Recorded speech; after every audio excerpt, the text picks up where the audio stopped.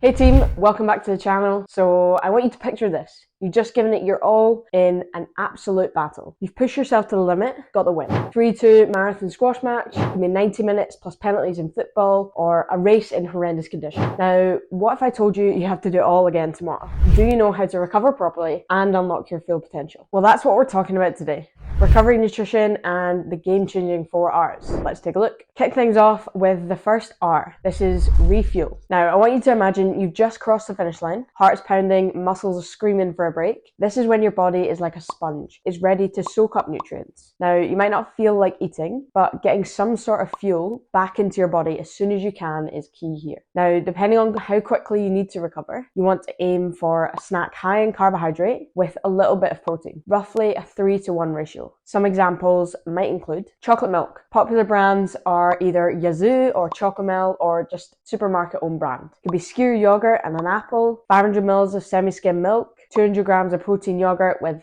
banana and honey. You can get a protein shake and a banana, a convenient option, but always make sure it's batch tested. 2 Baby Bell Lights and a Trek bar, or 2 boiled eggs and some sort of chicken pasta pot from any kind of supermarket. You can even try making your own post-competition smoothie packed with like fruits, milk, and oats for the perfect recovery snack. Now, if your recovery needs to be quicker, and we're talking another performance in less than 8 hours, you want to be hitting specific numbers to make sure you get that recovery. Now, the textbook number is 1.2 grams per kilogram of carbohydrate every hour for the 4 hours post-event. Now, depending on how much you are used to or are comfortable eating, this is going to seem like a lot of food. And that's where liquid options like smoothies and low volume foods that are also high in carbs, like Jaffa cakes and jelly babies, can really help. Now, let's delve into the second R, repair. Although the pain might not quite set in yet, your muscles are sending out an SOS after all that exertion. And this is where protein plays a role in helping the muscles recover and repair. Whether it's chicken, fish, it could be tofu, or even a mixture, these are the foods that you want to be incorporating alongside carbs in your next meal. You should aim to hit around 20 to 40 grams of protein per serving, so this should be around the size of your palm. Protein is key for recovery, so don't neglect it. Make sure you're getting in multiple servings throughout the day. As we move on to the third R, rehydrate, probably one of the lesser thought about nutrition factors when it comes to recovery. Sometimes I think my athletes think it's just too simple to nail their hydration, and rather than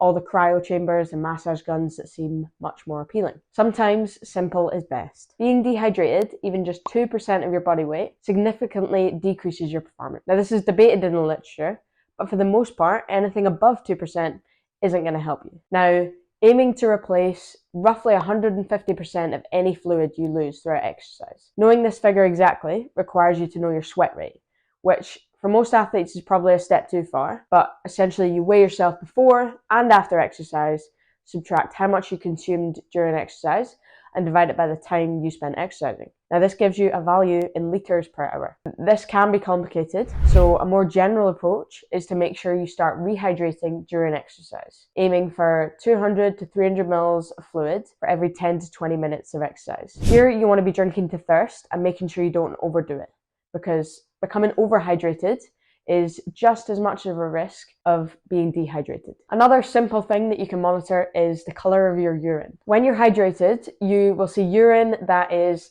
clear with a slight yellow color. Anything darker than that, you know that you probably need to drink a bit more. Gradually drink more until you're hydrated. Finally, you not only need to replace water, but you need to replace the electrolytes in that water. The top electrolytes you want to consider are sodium, chloride, potassium, magnesium, phosphate, and calcium. Now, you can find electrolytes in many sports drinks or even in tablets that you just dissolve into your water. However, it's almost just as easy and a lot cheaper to make your own version. So a DIY version could be a pinch of quality Himalayan sea salt, a squeeze of lemon and a little honey, or coconut water, pomegranate juice, maple syrup, even just a pinch of salt and some lemon, like a squeeze of lemon in your water. Now, coconut water on its own is ideal. It's pretty much comparable to sports drinks in terms of electrolytes. It's also rich in potassium, contains sodium chloride, and these are 2 electrolytes that support muscle function. So rehydration is key, don't overlook it, but also don't overcomplicate it when you've probably got everything you need in your kitchen cupboards. Lastly, let's talk about the 4th R. Relax. Some people use rest, rejuvenate, doesn't really matter. Being able to wind down effectively after a tough competition is actually really hard, especially if you've been competing at night. There's adrenaline and all sorts going through your system. So you can try some relaxation techniques. Could be guided breathing, journaling, listen to music, or simply dimming the lights wherever you are, just to try and tell your body that it's time for sleep. Now, making sure you're giving yourself the best chance you can for a good night's sleep is also crucial. So make sure you're not up watching screens for too long. If you are, then please at least invest in some blue light blocking glasses. Get your room to a decent temperature. You'll struggle to get to sleep if it's too hot. Anything from 16 to 18 degrees C is about right. Get yourself a sleep mask or bring yourself a pillow if that's what you need. And final tip is try to get a couple kiwis before bed. Studies show that consuming 2 kiwis before bed improves sleep quality, total sleep time, sleep efficiency, and reduce stress and the number of waking events during the night. Sleep is your secret weapon, so absolutely do not neglect. So there you have it. From the brink of exhaustion to fresh to go again the next day. These are the 4 R's: refuel, repair, rehydrate, and relax. Okay, these are key to optimal recovery. Drop your thoughts in the comments, hit that like button, and don't forget to subscribe for more sport nutrition content.